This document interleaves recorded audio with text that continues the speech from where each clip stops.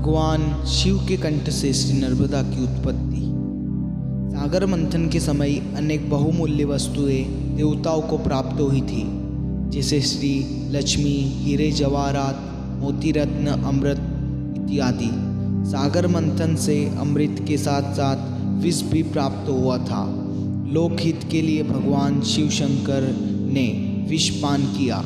विष के प्रभाव से शिव शंकर जी को अपने शरीर में अत्यंत तीव्र उष्मा अर्थात गर्मी का आभास हुआ। शीतलता एवं शांति की खोज में भगवान मेकल पर्वत पर आ पहुँचे।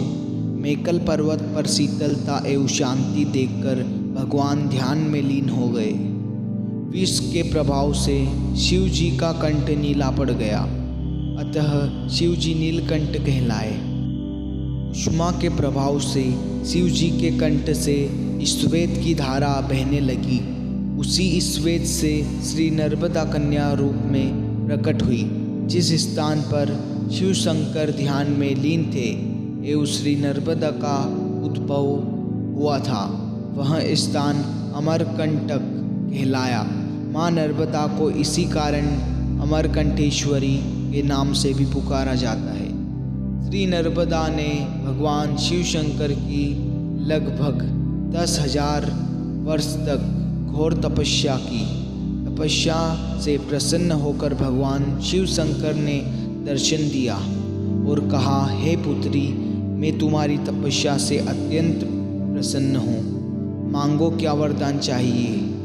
नर्मदा ने कहा, भगवान, यदि आप मेरी तपस्या से प्रसन्न हैं तो मुझे अमरता का वरदान दीजिए एवं यह भी वरदान दीजिए कि मेरे जल के दर्शन मात्र से ही लोगों के संपूर्ण पापों का नाश हो जाए। भगवान शिव शंकर ने कहा, हे देवी, ऐसा ही होगा। इतना कहकर भगवान अंत ध्यान हो गए। श्री नर्मदा धनुष से छूटे हुए बाण की भांति तीव्र वेग से पश्चिम दिशा की ओर बहने लगी।